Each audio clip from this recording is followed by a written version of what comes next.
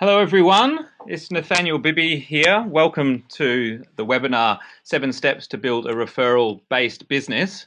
Most of you that are on the call, I would have met somewhere along the line. And as you know, I'm an authority in the digital marketing world. And I wanted to run a webinar that isn't about digital marketing. It's about how you can leverage off some of the activity that you're actually doing and build referrals. So I put a bit of thought into who I was going to select to come along as the guest presenter, and I've met David Guest about 3 or 4 years ago now, and I've been along to a number of his workshops, and also he's a referral partner of mine. So I thought he'd be absolutely perfect to run through some of the content on how to build a referral based business. He's been in sales and marketing for 25 years. More recently, for the past 15 years, has been coaching business owners and is now recognized as one of the most successful coaches in the Action Coach global community. I think he's worked with over about 6,000 business owners or thereabouts, and helping them maximize profits and build their business of their dreams. David's a lifelong learner. He's committed to reading and studying, I know, much like myself, everything he can in the fields of sales, marketing, and psychology.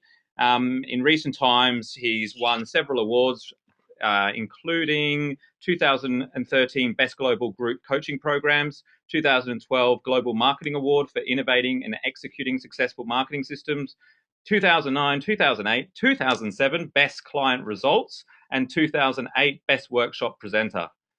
So he's definitely one of the leading business coaches in Australia today. And I've asked him to share some of his best ideas and strategies that have proven to get dramatic results. So without further delay, please welcome David Guest. Yeah, thanks very much, Nathaniel. And look, I'm really privileged to get on the call with you today, and it's lovely for you to have such lovely lovely words to talk about. So, look, the fundamental thing we're going to talk about today is how to get more referrals. I think today more than ever, it's become one of the critical aspects of building any business. You know, the internet has actually made the world a smaller place, and understanding how to network and how to build those referrals is critical. So, look, before we get started, maybe just to add onto the background you mentioned, look, fundamentally, I've been in sales and marketing for 23 years. You know, in my first 7 years in sales, what I learned was how to build a sales business, and pretty much what you just discussed before. The secret to making more money is learning, and if you look at what learning is, it's really earning with L plates on. So I'm a committed learner. I've been reading. I just love reading books. I commit to reading 4 books a month. The reason I do that is that I know every book I read increases my value. It also helps me deepen my understanding of how to build my business. I'm not scared of investing money in my own education. So what I do is I make sure that I go out and I learn. I'll invest the money because I know it returns to me. In more recent years, as you mentioned, I've been coaching businesses. Now, I've got multiple awards in that area, and the real reason I mention those is because it just recognizes that what I do is effective. And for me, like in business, and I think everyone on the call will benefit from this, is the way I measure my success is not by how good I think I am, it's by what results I get from my clients. Sure. So I'm constantly looking for ways to help. So let's get into a bit of the discussion for today. So look, the first thing just to cover is just some numbers on marketing messages. And I know this is pretty important because most people aren't that aware of how many marketing messages people get exposed to every day. You know, if we look back, 20 years, 1992, the average person would be susceptible to 2,000 marketing messages a day. Wow. Yeah. Now, it sounds like a lot, but if you think about it, you know, you're driving your car, you're seeing a billboard. In those days, it would be things like the newspaper, so all these marketing messages are being presented to us. And our human nature is that we need to filter, so we don't really actively see everything, but it's going into our head in some way, shape, or form. Now, the beauty of the internet is it's actually allowed us to make this easier. So, around 1993, we started seeing more messages, and this was essentially because of things like email. So all of a sudden we're on the web, and now we're getting communication, and we're getting spam, and we're getting all sorts of lovely marketing. But if we look forward from what's happened, and we look at 2012, we've gone up to 30,000 messages a day that people are getting in front of them that they've got to deal with. Now, you know where this is coming from. This is social media. This is Google. All of a sudden, all of these social tools that we have make it easy for marketers to throw messages in front of us. So what happens?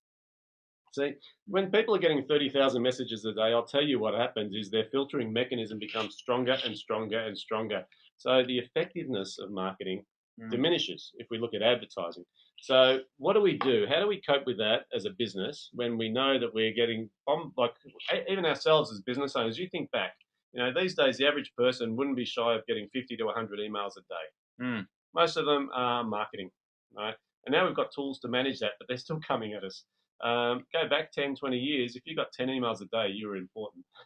Okay, so the messages are growing, they're coming in different ways, and we've got to work out how to deal with them. So one of my favorite topics is building referral systems. And the reason I talk about systems is because often people think referrals are things that you get if you do a good job and someone refers their friend to you, which is fair. And, if you do a good job, you get referrals, true? Absolutely. Yeah. So why would you want to build a system to get referrals? And fundamentally, and I think most people will agree, but the first reason is because you want to get more of them. Because there's very few people I've ever met that I said, when I ask them the question, would you like to get more referrals? They say no. Because the reason we want to get more referrals is we know straight away that referrals are pretty much pre-qualified. And what I mean by that is an incoming inquiry from any advertising is usually pretty unknown, and we've got to actually go through the tire kickers and the time wasters to find a good lead. When someone's referred to us, they're usually recommended by a friend of theirs. Now, if you think about sales, people usually, there's two sales that occur in any sales transaction. The first one is selling you or your personality. The second one is then the product or service. When you get the referral, the first sale is done by someone else. So the referral is someone else is saying, like, hey, Nathaniel's really good at that digital marketing. You need to talk to him. So when you get that call, that person's already pre-sold on you, and they just need to know about your product. Absolutely. Yeah. So the next thing we want to talk about is shorter sales cycle. Now, most people don't realize this, but a referral is usually someone who's ready to buy, keen to go, and they're not looking at competitors because they've been recommended to you. So the shorter sales cycle means that they're much more valuable as a lead than someone who's just dropped in on your website and joined your newsletter. The last one here is premium pricing. Now, the reason I bring up premium pricing is because referrals are generally not price shoppers. They're coming to you on recommendation. Price is not really their primary decision-making protocol. It's usually something that's secondary or tertiary. So the premium pricing that we can command when we're getting referrals means that we get better quality business and we make better profit. One last thing, lifetime value. Now, you know what I mean by lifetime value, right, Nathaniel? I do indeed. Yep.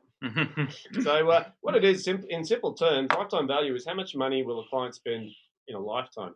Now, the reason I mention the word infinite lifetime value is because we often don't take into account that if a client is referring people, then that would extend their lifetime value. And if that person then refers another person, that extends their lifetime value. And just imagine if every client you had gave you 2 new clients. So what you're saying is, David, by setting up a referral-based business, your clients are actually worth a lot more to you. Yeah, they're worth infinite. And now that's only going to happen if you have the right kind of client that's educated in the right way, that has all the tools they need to make it easy to refer. And that's really what we're going to sort of drill into today. Fantastic. Okay, so a couple of facts around referrals. Here's the first one. Referrals convert in excess of 70%. Now, what I mean by that is if someone's referred to you, your chances of signing the sale is easy. You don't need to have any hard sell techniques to sell a referral. They've come to you pre-sold. So the referral conversion rate is pretty high. We did a survey and we found that 63% of businesses said that half of their business comes from referral. Now, that's pretty normal. A lot of people are like this, especially if you're good at what you do. Generally, most of your business comes from referral.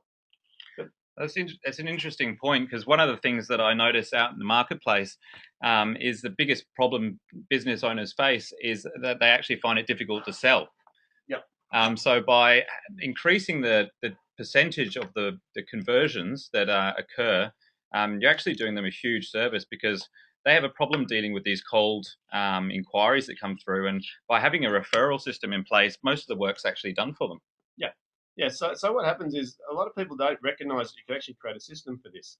But this is the interesting next statistic, right? 80% of those people that agree that referrals are great and say that most of their business comes from referrals don't have a system. Wow.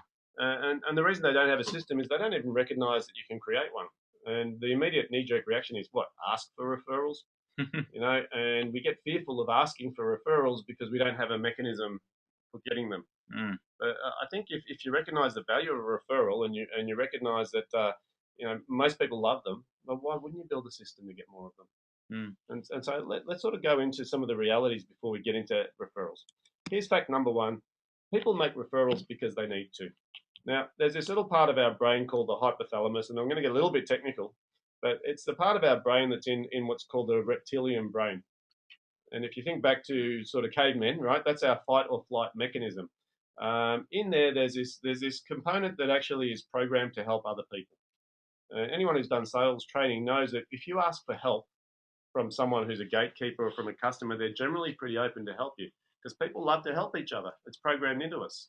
So if you recognize that people make referrals because it makes them feel better, that's the first part of the psychology. But the other side of this hypothalamus is another fact, which is it also is the fight or flight component, which actually causes us not to refer. Because if you think about why people don't refer to you, Nathaniel, generally it's because they fear the implication or the risk to their own reputation or brand. Yeah, and I also think about why when I give referrals, Yep. it's normally because I want to reciprocate the amazing value that that person's delivered to me in some way, shape, or form. So, for example, if I've had a really good experience with a coaching program with David, Yep. I want to give something back, and the best way for me to do that is to referring business. Yeah. Yeah, so what happens is, there's a bit of trust that needs to be involved, that needs to be built to give referrals. So sometimes when you ask for a referral, a client's going to say, well, if I refer you to my brother-in-law, what happens if you stuff up his job? Or what happens if he gives you a hard time? See, so there's all this risk of breaking relationships. So we've got to recognize that all business involves risk. We just need to manage that risk. Okay. The third thing about referrals, and this is important, is that no one talks about a boring business. So I bring this up because when people have to ask for referrals, that means that there's no talk about factor in regard to their business.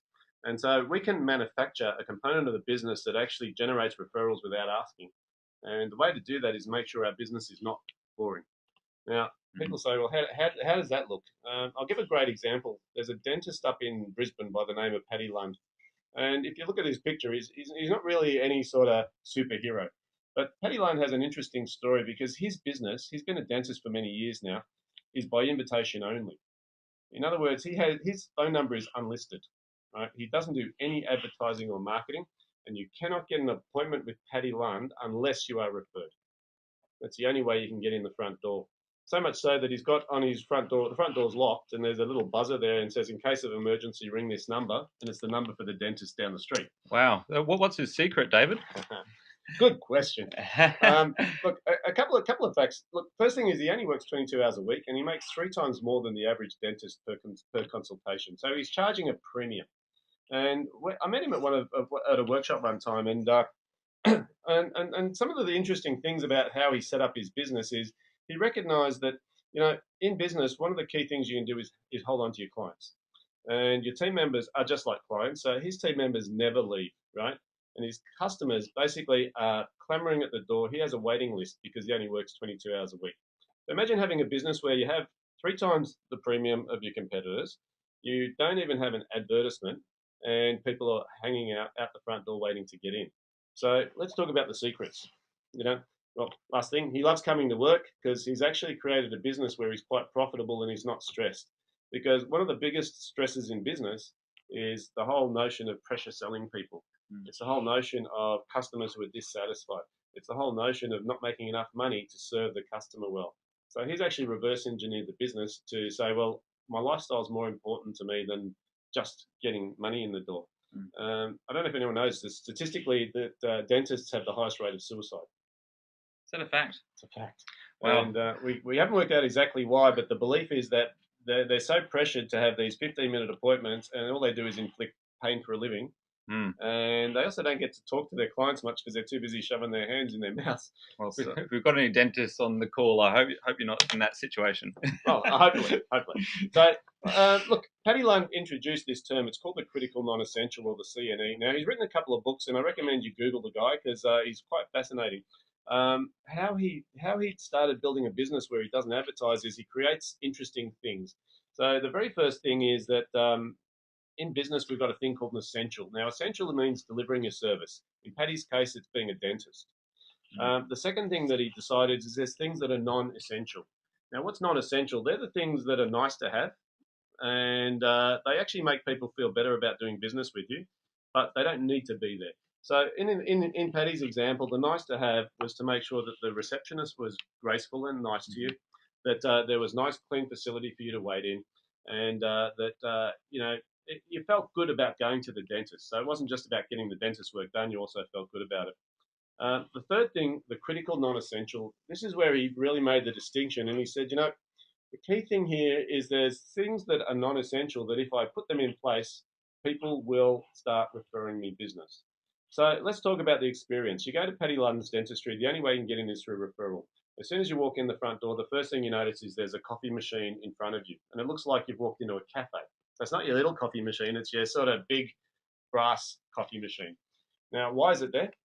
A couple of reasons. Number one is he loves coffee. But the other reason is that it masks the smell of the chemicals from the dentistry. So when you walk in, you straight away aren't fearful because you know that smell that you walk in the dentist, all of a sudden you sort of seize up. But the third thing is, and it's an interesting comment that he made. He said, it cost me $10,000 to put that coffee machine in. Wow. And it's plumbed in, so it's a full-on barista coffee machine. And he said, I've got a $40,000 X-ray machine out the back. No one ever asks about the X-ray machine, but everybody talks about the coffee machine. So he put it in there because it's a point of difference. It makes his business interesting, and it gets word of mouth going. Because people don't expect it when they go to the dentist. Yeah.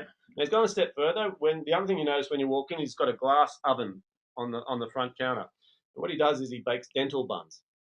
And this is weird, right? You walk in the dentist, and all you smell is baked dental buns and coffee. Yeah. And you're going, this is odd. And these dental buns, what he does with these is he packs them into a basket. And at the end of your procedure, he hands you a basket of dental buns. Now, think about that. You're walking out of the dentist, and he's got people who are paying triple the price. So they're people who are driving around in Porsches and Lamborghinis. They're going to the dentist. They're walking out with a little basket full of dental buns. What are they going to do with these things? They go back to the office with these dental buns. It's got a little label on it saying, with compliments of your happiness-centered dentist. And they drop them on the counter at work, and people go, what are these? And he says, the person who's had the operation or the procedure says, they're dental buns. I got them from my dentist. Your dentist? Yeah, they're sugar-free, of course. Yeah. Right? and so he's worked out that by making his business interesting, people talk about it. So he calls those things critical non-essentials or super critical non-essentials. And he's gone to the point where all of his nurses that work there are trained on how to not only use the coffee machine and how to bake the dental buns, but they also have this tea making ceremony. So when you walk in there and just before you have your consultation, they'll walk in and say, what sort of, would you like a coffee or a tea? If you say tea, they give you a menu. There's 100 different teas on the menu. So when you pick one, the nurse comes back in with a silver tray with a whole tea set, and she'll actually serve you the tea in front of you. So it's not just a plastic cup. Right? She's actually doing the tea pouring in front of you. Now, all of this ceremony is about getting word of mouth. So he's actually worked out the more the experience impresses you, the more likely you're going to go home and talk about it. Okay, so that's a bit of a different approach to getting referrals rather than actually going out and asking for them. You're talking about creating that wow factor within your business, which actually has nothing to do with the service that you're delivering. You got it, because people talk about interesting stuff, right? And the funny thing is, all the conversations that generate referrals for him are not about the quality of his dentistry. They're all about the coffee and the buns and the tea and all the other things. So the question I have for most people is, what can we create within your business that is interesting enough to be talked about by people outside without directly relating to just your product or service? Brilliant. So a bit of food for thought on that one. So now the next thing that we need to talk about is consistency, because one of the things that consistency does is it builds trust. And for people to refer to you without fear or risk, they need to trust you. So how do we get consistency? Well, I'll put up a sign that everyone knows builds consistency. Now, whenever I ask the question around McDonald's and I say customer service on a scale of 1 to 10, how would you rank it? Most people will rank it 8 or 9. And I'll ask the question, why? Not everyone. Some people hate McDonald's. And I ask the question, why would you rank it so high? And typically people say, well, because it's the same wherever you go. Yeah. You can go anywhere in the world and people will go, I'm going to Japan, I'm going to try McDonald's. Why? Just to see if they're any different. And guess what? Surprise, surprise, a Big Mac's a Big Mac. The other thing with McDonald's is it's very attractive to salespeople that are on the road. Why is that? Because they know at 3 p.m. they can go and get lunch, and it's not going to be the scrapings off the bottom of the Bain Marie. It's going to be the exact same burger you got at lunchtime. But you also know that the toilets in McDonald's are clean. You don't have to know which McDonald's store to go to. You know the toilets are cleaned every hour. So this consistency builds trust. Mm-hmm. So people go to McDonald's not because of the quality of the food. They go to McDonald's because they get exactly what they expect every single time. Mm-hmm. Number 5 that we're going to talk about in a little bit more detail is marketing in general. Most people don't realize it's a system. And so when we go for referrals and how to build them, we're going to talk about the system, and that's really where we're going to go to next. So let's get into it. Okay, so the very first part of any referral network or system is people need to know you. Now, how do people get to know you? Well, you've got to think about who's going to refer business to you. You know, if I ask people where you get referrals from, the primary answer is Normally they say from the customers. yeah, because people believe referrals come from customers. Now, this is true, right? And if you do a good job, your customers will refer. But there is a limiting factor on this. Do you know what it might be? I think the customer would have a limited number of people that it can send you, perhaps 4 or 5 if you're lucky. Yeah, spot on. So most people say, well, I get referrals from my customer, and I can ask, but I can only ask so many times because they only know so many people. So we've got a limiting a limiter on our ability to get referrals if we only look at customers. The second one most people don't think about is suppliers. Now, the reason I bring up suppliers is because it doesn't matter what business you're in, you're probably buying something from someone, and that someone probably knows other people who could use your service. But are you treating them like a customer, even though you're paying them money instead of them giving you money? So suppliers can be a really good source of referrals as well. The third one is your own team.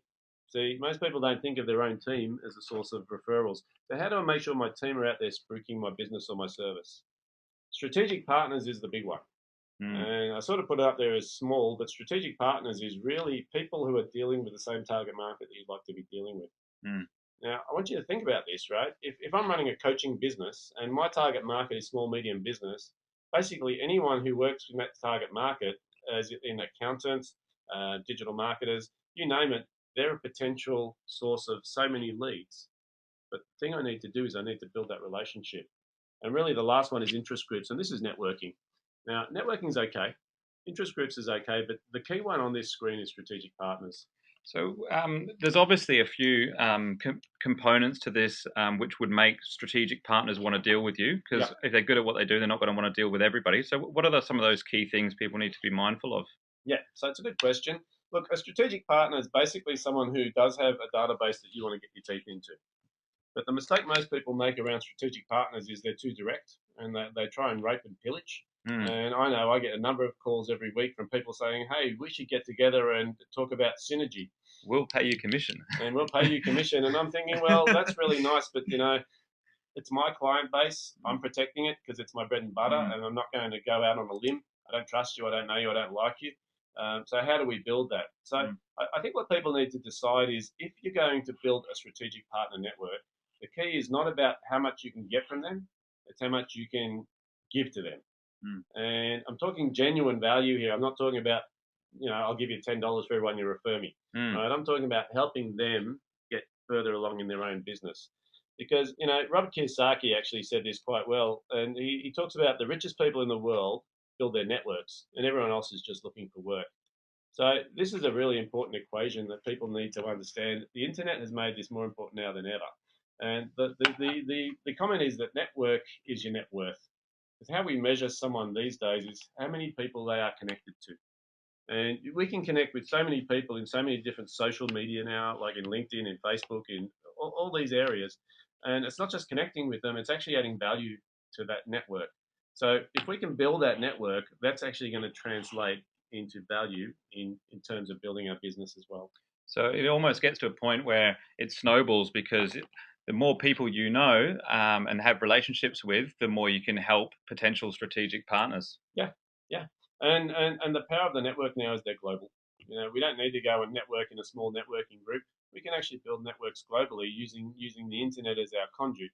So the next question is, how do I add value to this network? And I also need to recognize something. See, if someone approaches me and says, David, I run an accounting firm, and do any of your clients need a good accountant? My response is, how would I know? Right? Mm-hmm. I don't ask everyone if they're intimately happy with their accountant and have this little database of leads for every person who knocks on my door. Mm. So when we build this network, they're not the kinds of questions we want to ask. What we want to be doing is identifying the network partners that actually have some sort of values matched to us, so they operate in a similar fashion. We believe we can work with this person over a period of time, and then we start looking at ways that we can add value to the relationship, so that we can actually say, how can we help them do their job better, so they get to trust us. It's interesting. I had breakfast with one of my strategic partners this morning, and one of the questions she asked me was, "What can I do to help your business?" And I thought that was an ideal question for the businesses out there to be asking their potential partners. Yeah. Ask them if you don't know how to add value. Ask them, and no doubt they'll tell you. Yeah, and see, that's an open question, which is genuine help. Mm. Okay. Now, if someone asks that question, all of a sudden I'm interested in going through the exploration of what they can do, and that will build the trust. Once I've got the trust, then I can talk about how I can actually add value to your client base. Because an interesting thing, and I'll just talk about this briefly. There's a fellow by the name of Chet Holmes, and he wrote a book called I don't know. Look it up on Google. Chet Holmes. I think it's called the Ultimate Sales Machine. But the one thing that stood out to me, he said, at any point in time, only 3% of people in the marketplace are looking to buy your product or service. And he would prove it by, he'd say, imagine you're in a stadium and there's 100,000 people. So you might be down at, Optus Oval. 100,000 people are in your target market. And you ask the question, how many people in this room are right now looking for a digital marketing consultant? 3% of the people will be saying, I'm so glad you called today because that's exactly what I'm looking for. How did you know? Right? Now, that leaves 97% that aren't in buying mode right now. So my question is, if I'm building a network with you and relationship with you, how do I address the other 97%? Well, what we've found is there's another 7% that are open to discussions, but they're not buying right now, which means that we can actually start a conversation with that person, go and see them, maybe send them a proposal or a presentation, but they're not buying today. They're saying we're just thinking about it, or actually they're open. It's this next 30% that we need to start addressing, because there's a lot of people that aren't even thinking about your product or service right now, believe it or not. Right? They've got too many other things to worry about. So how am I going to get their attention? If they're not thinking about it, they're not going to go, yeah, I'm thinking about digital marketing. They're going, no, I'm thinking about how I can pay my bills this week. So how can I add value to that person? And if we keep going down this pyramid, there's 30% that don't think they're interested, and there's 30% that know they're not interested. So if we go to a referral partner and say, do you have any clients who need my service? At best, there's probably 3% that they can think of, and that's if they've had a conversation. The 97% may be in the market or maybe not even thinking about it. How do I engage those people? So this is why we have to ask that question of how do we add value. And I think if you put somebody on the spot like that, where they're giving you a referral because they feel that they have to, quite often they might pick somebody who's not in the 3%.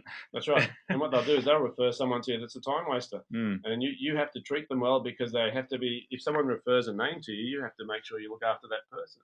Mm. If you look after that person, they're a time waster, you've just wasted a whole lot of time. So we need to have a mechanism in place where we can deal with people who are at different levels of this pyramid. And if we do that, then what happens is it becomes easier for our partners to refer us. So let's move to the second step of the ladder, which is like, right? Here's a rule, right? People in general will buy from people they like. So once people get to know we exist, we have to start building the relationship, and the like relationship is really important. Now, how you get that is, first of all, you have to be personable, but second of all, you have to add value to the relationship. I found this was an interesting saying from Bob Berg in the book The Go Giver, and he said, "Your true worth is determined by how much you give away in value, more than you take in payment." And it's an interesting saying, because I think we talked about it before the call, and you said, the key to a successful partnership is over delivering. It's really saying, what can I do to go beyond what the partnership expects? Yeah, and with the strategic partners, they don't have to be somebody that's employing your services, but you can still give them value. If you can still offer them advice or help them out when they have a small problem, it'll pay for itself 1,000 times over. Absolutely. So we've got to be constantly looking for how can we add value, how can we give someone more than they're asking, and how can we move just beyond asking for the referral.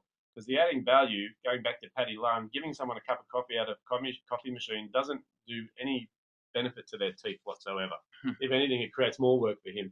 But the thing is, they're feeling like they're special. They're getting more than they expected. They're paying for the privilege in a premium, but they're being treated like royalty. And that's the key there. So let's talk about the changes that have occurred in marketing. Advertising is dying. If it's not dead already, it's dying. What's happening is 30,000 messages a day in 92. We're already in 94. So just imagine what that is now. That's just getting noisier and noisier and noisier, and we're getting more sophisticated systems to filter that out. Anyone who went to university to learn about marketing, they taught you about the 4 Ps. And the 4 Ps were product, price, place, and promotion. Now, what is that? That's how we used to market. We used to have to find the right product, get the price right, find a location, a place, and sell like crazy. It's all disappeared, hasn't it? Pretty much disappeared. The new world is this, right? We call it new marketing, and it's all about customer service. People want to check you out before they buy. So it's the 4 Cs, and the first one is content. And you'll be a big advocate of this. Content marketing is a revolution. In the old days, you couldn't do it. It was too expensive to print content. So, people would pay for content. You'd buy a book. You'd buy information. These days, most information is available free.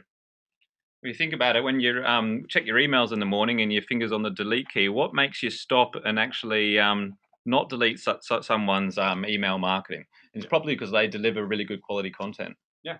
So what we've got to do is make sure that we're constantly building content and delivering it out to the clients. And I know it's hard work, but it's cheaper than advertising. And what it does is it builds our brand, it builds our credibility, and it creates a conversation. Because the next C is context.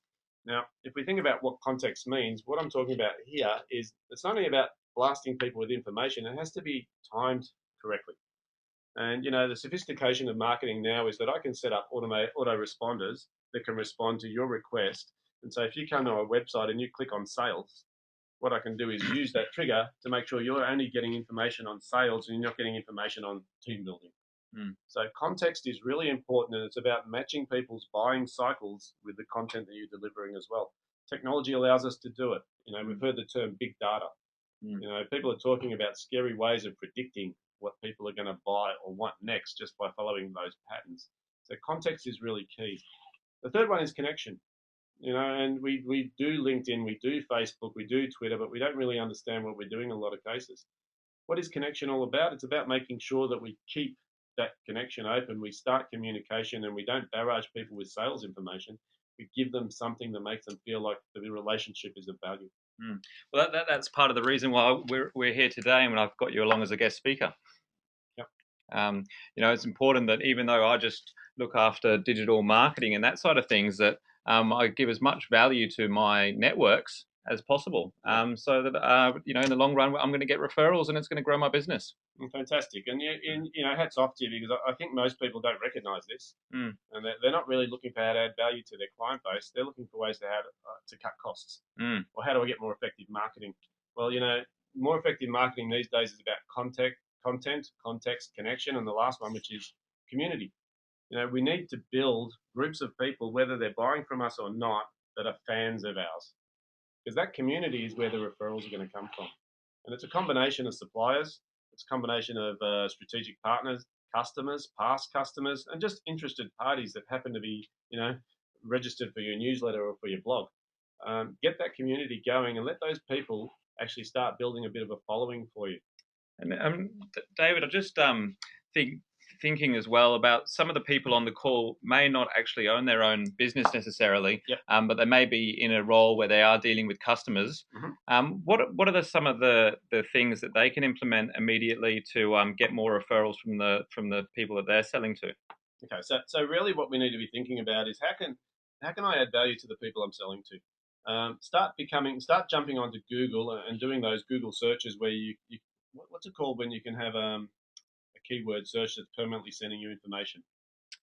Google Alert, yeah.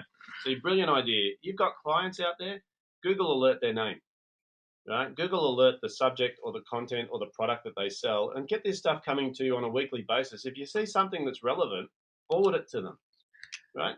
Simple stuff, but here we are. We're trying to create a connection, and we're trying to provide content. We don't need to write content. We just need to be the curator of the content. So if we've got an automatic robot in the background that's finding information on all my clients, and I'm reading through it and I'm going, oh, Nathaniel will be interested in this article, forward. What have I just done?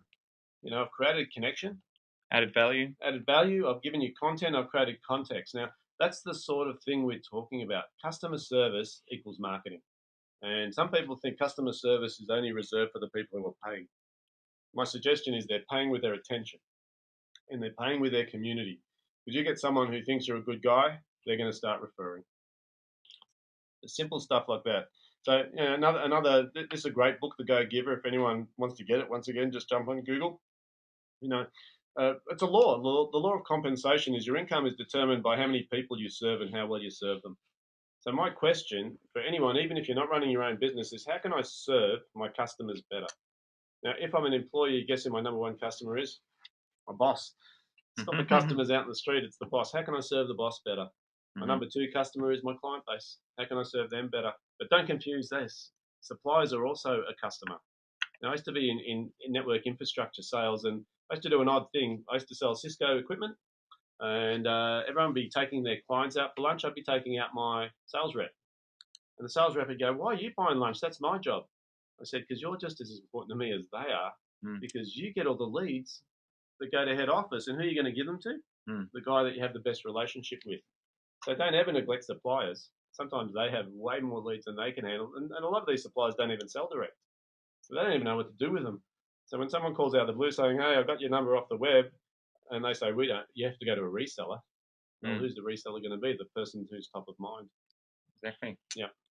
So let's move into trust. I mean, trust is a big one, and often people get this wrong. When I ask them what business they're in, and people say, well, I'm in the IT business, or I'm in the web business, or I'm in the coaching business, or I'm in the whatever it might be. I'll tell you one thing, everyone is in the same business. And it sounds odd, but the business they're in is client intimacy. Now, what do I mean by that? You've got to know your clients and they're going to be your best friends, right? If your client's your best friend, they're never going to leave you, number one. Number two is they're going to make sure that you're successful. So they're going to refer business to you. So what's client intimacy mean? It basically means I don't just see you as a number on a P&L, right? I see you as a person. I want to understand a bit about you, your family, your life cycle, your lifestyle, your hobbies, whatever else there is to know about you, because the more intimate our relationship is, the less likely I'm going to lose it.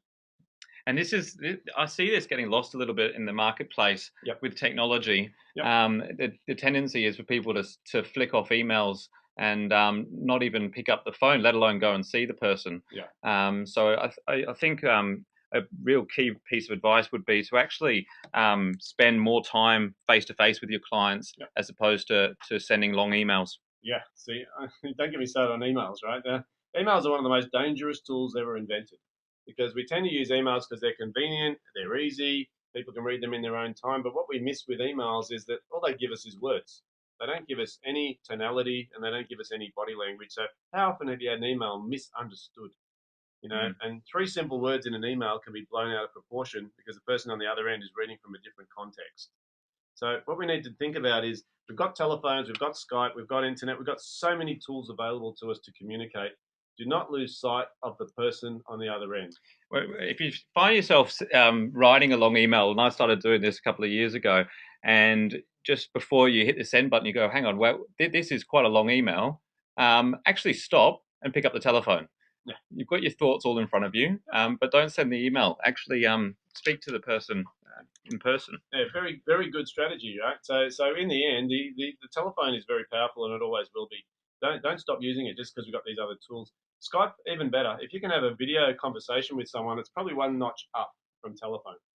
So, sometimes not very convenient, but definitely more valuable as far as connection, right? I want to get an intimate relationship with someone. The best way is face to face. The second best way is video. The third best way is telephone. The fourth best way is email. Actually, probably even lower than that. Probably Facebook's better. But really be wary that we're not replacing communication. We're actually using these other things to add value. So let's quickly talk about how you build client intimacy. So the first thing is that people have an expectation of you. Now, if you deliver what's expected, that's called satisfactory customer service. Okay. the trick is to actually move from satisfactory customer service to better. So what we're looking for is we're looking for a request. Now, one day in the life of your friendship with your partners or with your customers, someone's going to ask a favor. That day is the day that you need to respond well. Because when we teach customer service to people, we talk about, customer complaints are one of the most important things you'll ever get.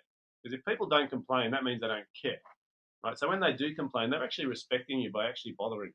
So don't treat it as a negative, treat it as a positive. They're asking for help or advice, or they're complaining because they're not happy. Embrace it. Yeah, I would put that as a priority over dealing with happy clients, because when you get a complaint, it's an opportunity to take the relationship to a whole new level. Yes. Because if you can solve that problem for them in an exceptional manner, yeah. You build a huge amount of rapport and trust with that client immediately. Yeah, correct. So we're not only looking for complaints, we're looking for any requests. I'll ask clients, is there anything else I can do to help you? That example you gave about the partner saying, how can I help you grow your business? She's looking for a request. She's fishing for a request. Because if you say, well, could you do this for me? All of a sudden, she's building trust with you. The relationship takes off. Because beyond requested is suggested. So that's when you actually say, David, I need your opinion. Now, when you're asking for my opinion, the relationship's going through the roof. Our intimacy is just going crazy. Now, the last word here, lagniappe, most people would have not heard this word. If you're near Google, you can jump online and find out what it is. I'll save you the trouble. Lagniappe means surprise and delight. And what this is about is this is where I'm starting to give people unexpected things. Often we talk about, referral partners, and someone says, oh, I'll give you $10 if you give me a referral. Now, that's expected. Right? And what you're doing is you're trivializing the relationship by trying to buy my friendship. Just an example just sprung to mind. One of the most successful and award-winning real estate agents in South Australia, a good friend of mine, sells somewhere around the order of 15, 16 properties a month. Yep. And he drives around with a box full of Moet champagne in the boot of his car. Beautiful. And every time he signs up a listing, he gives the homeowner a bottle of champagne. So he's caught on to this, and it's obviously working to him to the point where he's the most successful real estate agent in actually quite a quiet market at the moment. Yeah, and so what it is, it's not about the champagne; it's about the surprise. So if I say to someone, if you list with me, I'll give you a bottle of champagne, I've just reversed the effectiveness of the gift. So the whole idea of lagniappe is to actually predict how I can delight or surprise a client and do it. So that when they get it, the standard response to lagniappe is, oh, you shouldn't have. It's too much. I didn't expect it. And when you're getting those sorts of responses from clients, you just hit a goal. Because what you've done is you've created the ultimate level of trust and intimacy with that person because you've given them personal gifts that are thoughtful. So be careful about gifts. If you systemize too much on the gifts, if people see it as a contrived thing, if people see it as a manipulation, it works in the absolute opposite of what we'd like.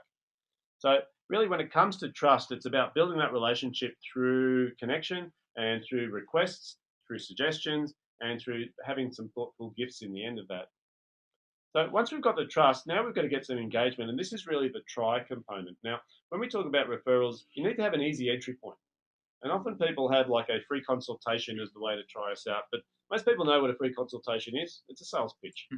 So if it's appropriate for you, fantastic. But what I'd suggest is you need to have some sort of artifact or lead magnet or something that actually people can try you out. So here's an interesting saying: instead of whacking bushes, we need to light candles. Now, what I mean by that is if I hit you up for referrals, you feel pressured. Do you know anyone who needs a business coach? Nathaniel, going, oh, geez, can't think of anyone right now. I'll get back to you. And I can imagine how many people on the call have had that. Can't think of anyone right now, but if I do, I'll let them know that you exist. And you know what that means? That means no. So we need to think about how do we light candles that lead a path to your door. So rather than asking for referrals, I'd say, look, Nathaniel, we're running a referral workshop. Do you know anyone who'd like more referrals in their business? And you go, yeah, well, actually, I do. So I can give you an easy to bite off chunk, which is a non-committal sales pitch. It's actually an education process that adds value to your client base. Okay, well, it's in my interest to make sure that my referral networks knows how to give referrals. There you go. So even in this very nature of what we're doing today, the whole idea is to add value to the network to give people something that they would like, not charging anything for it, but giving away the education. That's the content. So every business can do this. You just need to decide what is it that I can create that's of value, that lights a candle, that I can lead a path to my door, so I'm not pressuring people into sales. Because whacking bushes, going out there and really sort of beating people up trying to get leads is desperation, and it doesn't work anymore. People are smarter than that. So then we move into the buy cycle. Now, when we talk about buy, one of my favourite authors is Jan Carlson, who used to run C.N.E. He wrote a book called The Moment of Truth. It's an old book, you can tell by the hairdo. But he made an interesting comment. He said, customer service, there's times when it really counts to impress people. And one of the sayings in this book, he said, when people jump onto our aeroplanes and they open up the coffee table, the drop-down table, if they see a coffee stain on that table, what do they think about how we service our motors and our aeroplane? So he's very big on moments of truth. Now, I want you to think about this. In your business, there's moments when people evaluate your service, your product, and it's not necessarily the service or the product, it's something else. It could be you showing up late to an appointment. It could be you giving them a proposal that's got a coffee stain on it. Little things like that are a negative. So we need to think about where are the moments of truth where it's really important to impress people because they're about to buy from us. And sometimes we don't realize that the first purchase is probably at a loss. And we need to make sure that that person has the impression that we're great at what we do and that we can continue to provide fantastic service. And I think one of the ways to stand out is to do that even when you don't need to. When I was in the real estate industry, one of the biggest problems we used to have was buyer's remorse. Yes. And I found that if you give value immediately after the transaction, that would actually lead to more referrals than anything I did throughout the transaction. Yeah. So in car sales, they call it the stick letter. And that's the letter that comes out after you've made the decision, because most people, after making a big purchase, go back and have buyer's remorse. Oh, did I make the right choice? Did I buy the right car? Did I pay too much? And so the best thing we can do is console them. So a little thank you letter, a bottle of champagne, anything like that. What it does is it actually creates that moment. And that's a moment of truth right there. So when people buy, we need to make sure that they not only bought because it's a great value, but we reinforce that value. And that's going to bring up the next step, which is getting repeat business. Because here's some interesting stats, right? People leave, right? Your customers are going to leave you, and there's a number of reasons. The first reason is they're going to die, right? Now, here's one thing we can guarantee. Everyone's going to do it. It's not optional. It's a part of life. But 1% of your clients will leave you because of that reason. So it's not a great deal, and there's not much we can do about that one. The second reason they're going to leave you is that they move, right? They relocate to a different location. They're not in the same suburb as you anymore, or they might move interstate. So 3% are going to leave you for that. The next one is that they actually get sold by a friend. So someone who is your competitor, one of their friends has moved into the game, and now they're feeling obliged to move, not because you didn't do a good job, but because they've got a loyalty to someone else. So we're going to lose those people. That's called attrition. 9% will get sold by a competitor. Yeah. So we don't like that, but it happens, right? As much as you're picking up new clients, your competitors are really doing the same thing. So there's 9%. 14% will basically move away because they're not satisfied with your product or your price anymore. And here's the big one. It's called perceived indifference. And this is why the majority of clients will leave you, 68%. 68% of clients will leave you because they think you don't care anymore. You take them for granted. The old saying, a new broom sweeps clean. People say we've got to get a new supplier because they'll bend over backwards to help us, and that's how we get better customer service. So how do we combat that? Well, it's a difficult one, right? Because if people are going to leave you because of perceived indifference, you need to make sure that you're not dropping the ball. And so I can tell when people are doing this, because if you bend over backwards for a new client, that means you're not providing the same level of service for an existing client. So technically, you should be providing the same level of service all the way through. I'm not saying lower your service in the first instance, just make sure that you're not dropping the ball. Because perceived indifference means they feel you don't care, and it's the most common reason people leave. And I think if you're trying to increase the amount of sales in your business, would you say that over the next 30 days that you'd get more value out of going to see existing clients and partnerships and seeing how you can add value to their business than you would speaking to people you never met before? 100%. This is the thing. I don't want people leaving, because people leaving my business is like a sieve and trying to fill it up with water. Doesn't matter how fast I turn the tap on, they're coming out the other end just as quickly. So we don't realise most partnerships fail, right? Most partnerships fail because people don't pay attention anymore. You know what it's like. You meet a partner for the first time, you're both excited. He's got a big database, you've got a big database. Yeah, we should work together. No problem. I'll send you some leads, you send me some leads. What happens with those meetings?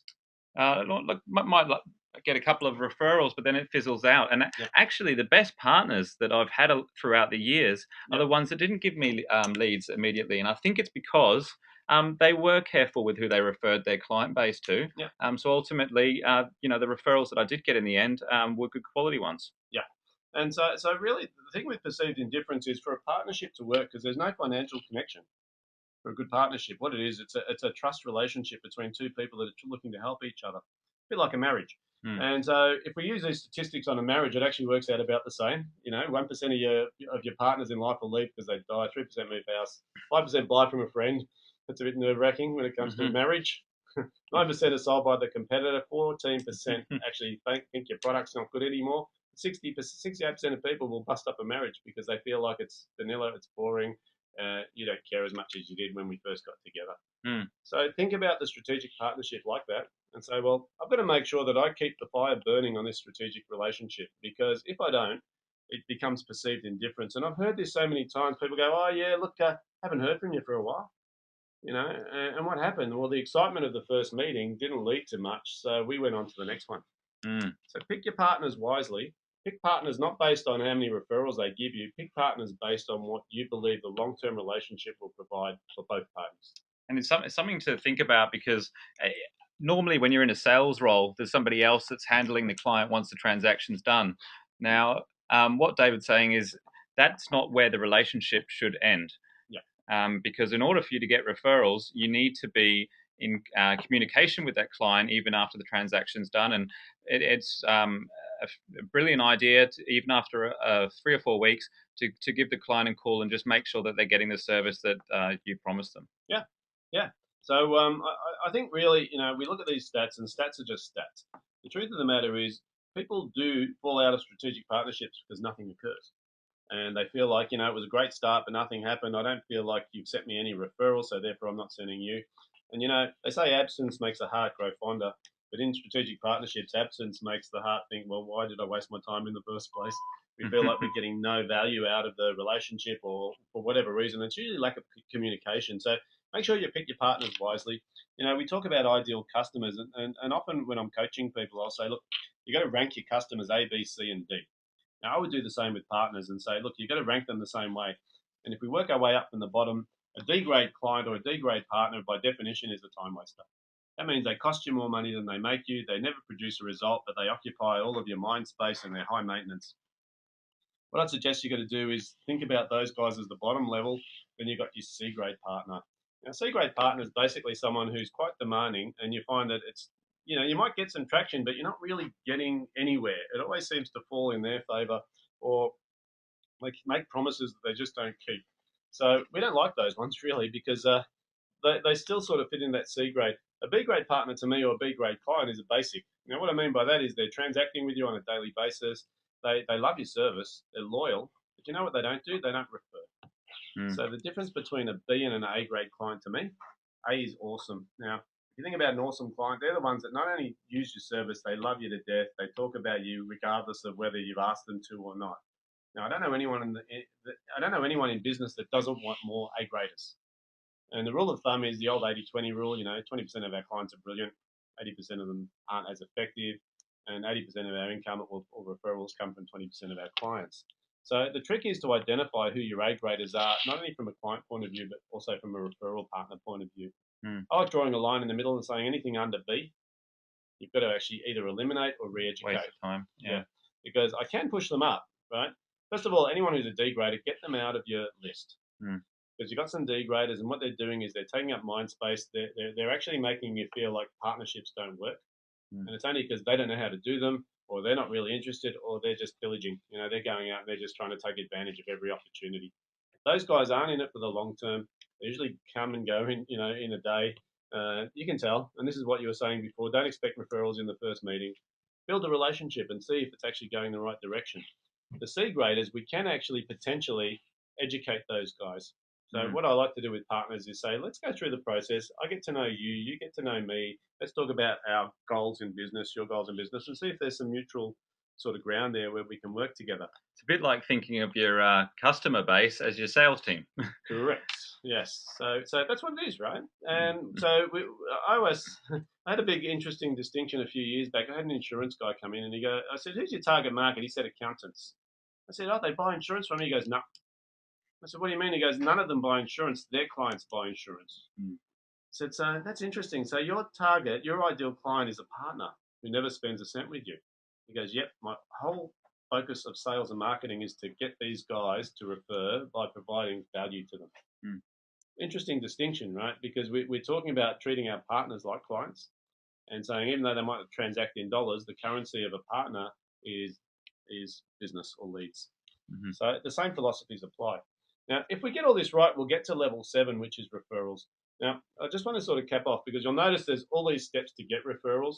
The easy way is to ask, but the more sophisticated way is to build a business that actually generates them automatically. Because I'd rather have referrals coming to me than having to ask all the time. So how do we do that? Well, first thing we need to realize is there's more than enough work out there. You know, we live in the world of abundance, and I use this word, not lightly because it is a bit fluffy for some people. But what I mean by that is I think there's more than enough work for everybody if we're creative in how we go about getting it. And we have to think in terms of, there's so many clients out there that don't even know I exist. And the only thing that stands between me and them is the partner and their relationship with me. Because if they don't trust me, if they don't believe that my product or service adds value to their client base, they're not going to introduce me. If they do introduce me, they're going to do it very cautiously and make sure that I don't, muck things up. So we've got to come from this mindset of abundance that there's more than enough potential clients out there. We just need to find ways of adding value. The attitude of gratitude. Yeah. And it sort of comes down to, and I will use another one of those sort of high-level fluffy words, is you've got to expect referrals. Now, what I mean by that is if you're so good at what you do, everyone should use your service. So if you build your business around, well, it's a no-brainer to use Nathaniel for digital marketing. It sort of becomes now, what is your purpose? Well, my purpose is to enable every business with digital marketing and teach them how easy it is to get an abundance of leads through technology. I made that up, but it sounds pretty impressive. But the thing is that passion has to pervade the whole company. Yeah. If people are coming from a place of genuinely wanting to help, then what happens? Referrals will flow. If people are coming purely from manipulation and saying, well, I just need more leads, I need more sales, then what happens is people can see through that these days.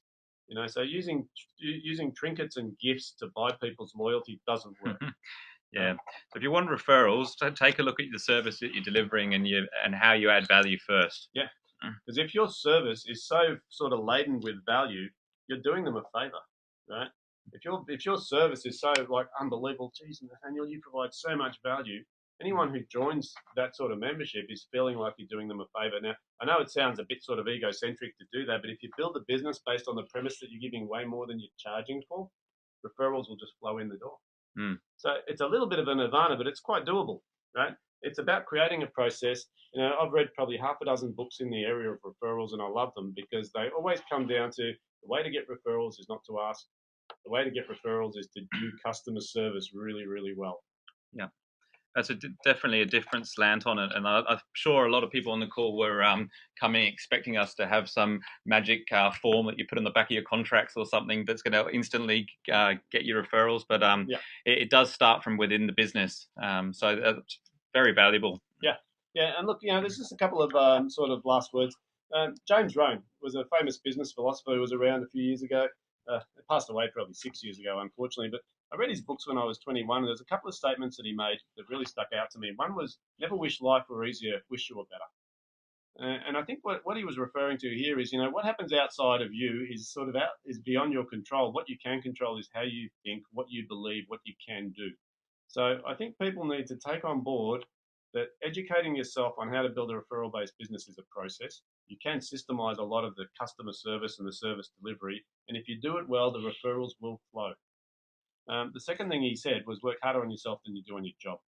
And, I often sort of mention to people, there's one person that I can guarantee will stay with you for your whole life. but that person is you. So make sure that you're focused on getting that person educated. So work harder on yourself than you do on your job. Look, I know we're coming to the end of our time, so there's one last thing I wanted to mention. Look, for anyone on the call who's interested, and I'll send this out in the thank you, is I'm running a workshop that actually is an expansion of what we just spoke about today, which is how to build a referral-based business. It's a 2-hour workshop. It's on Monday, the 26th of May in the evening. We're running it at the Sandringham Yacht Club in conjunction with the Bayside Business Network. Now, if anyone is interested, normally the tickets are $25 to attend. If you go to the link that's on the screen right now, referralbasedbusiness.com, you'll get a complimentary ticket, thanks to Nathaniel for the introduction. There's going to be probably 100 people in the room, so it's definitely a referral opportunity, a networking opportunity. So anyone who'd like to take this to the next stage and learn a bit more about referrals, I'd just like to put that out there for them. It might be an idea to get your business partners to come along as well, so they know how to give referrals. Yeah, well, this is the funny thing, right? Giving referrals is an education process to me. It's not about asking for referrals; it's about teaching people the value of building a referral business. Because if everyone did this really well, we'd start to have some really impressive businesses around. Because adding value, providing exceptional service delivery, not only to your clients, and this is one of the key messages from today, it's to the partner network.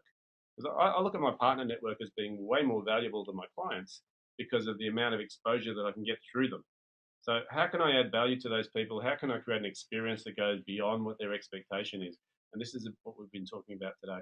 Okay. Well, thank you, David, for joining us. I think there's some really valuable information that we can all take away from this. Yep. So I will finish it there. If anybody on the call has any things that they would like to know about business or sales or anything to do with marketing, by all means, message me on LinkedIn, because we're always looking for ideas for how we can deliver further content for future webinars. So thank you for all being with us today, and have a great afternoon.